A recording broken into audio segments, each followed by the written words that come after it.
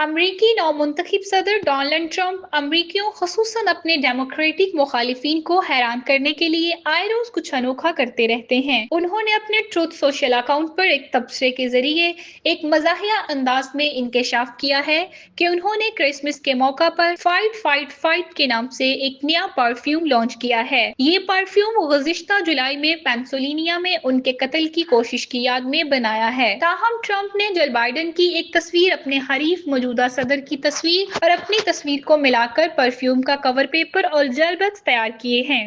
انہوں نے Joe Biden کی پیرس کی نوٹری ڈیم کیتھیڈرل کے اندر خوش گپیوں کی تصویر کو اپنے نئے پرفیوم پر لگایا ہے، جسے کچھ ہی دن قبل مارکیٹ میں لانے کا اعلان کیا گیا تھا۔ انہوں نے اس تصویر پر تبصرہ کرتے ہوئے لکھا ہے کہ ایک ایسا عطر ہے جس کا مقابلہ آپ کے دشمن نہیں کر سکتے۔ ساتھ ہی اس نے اس تصویر میں خواتین اور مردوں کے لیے پرفیوم کی بوتلیں بھی دکھائی ہیں، جن کی قیمت $199 تھی۔ یہ پرفیوم اس وقت سامنے آیا جب ٹرمپ نے گزشتہ 5 نومبر میں صدارتی انتخابات میں فتح کے بعد سے کئی پروڈکٹس لانچ کی، جس میں سے 7 محدود ایڈیشن والی گھڑیاں جس کی قیمتیں $599 اور $1199 اور موبائل فون کے لیے ایک گولف گیم بھی جس کی قیمت $9.99 اور $99 کے درمیان ہے۔ اپنی انتخابی مہم کے دوران انہوں نے انتخابات کے لیے پیسے اکٹھے کرنے کی خاطر ٹی شرٹس، مگز اور یہاں تک کہ بائبلز بھی جاری کیں۔